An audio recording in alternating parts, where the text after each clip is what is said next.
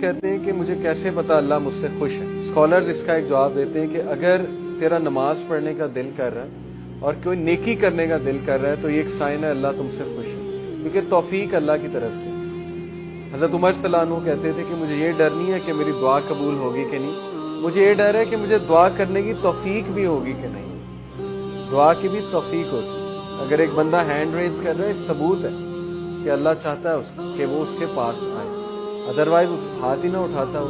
جس سے اللہ ناراض ہوتا ہے اس سے ہاتھ نہیں اٹھائے جاتے، اس سے پھر دعا بھی نہیں کی جاتی۔ تو اس لیے اگر آپ کبھی دعا میں ہاتھ ریز کر رہے ہیں، اس کا مطلب اللہ تعالیٰ چاہتا ہے۔ So if you want to know how you stand before the Lord, before the king, اگر آپ یہ جاننا چاہتے ہیں کہ آپ کا کیا مقام ہے اللہ کے سامنے، بادشاہ کے سامنے، پھر یہ دیکھیں کہ آپ اپنا ٹائم کیسے اسپینڈ کر رہے ہیں۔ بڑا سمپل کرائٹیریا، آپ کا ٹائم کہاں جا رہا ہے؟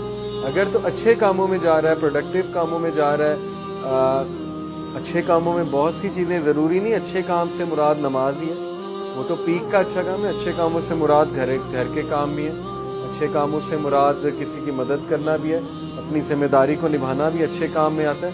And what work you are assigned to do, اور یہ دیکھو کہ تم کیا کام کر رہے ہو، تم کن کاموں میں ملوث ہو اور تمہارا ٹائم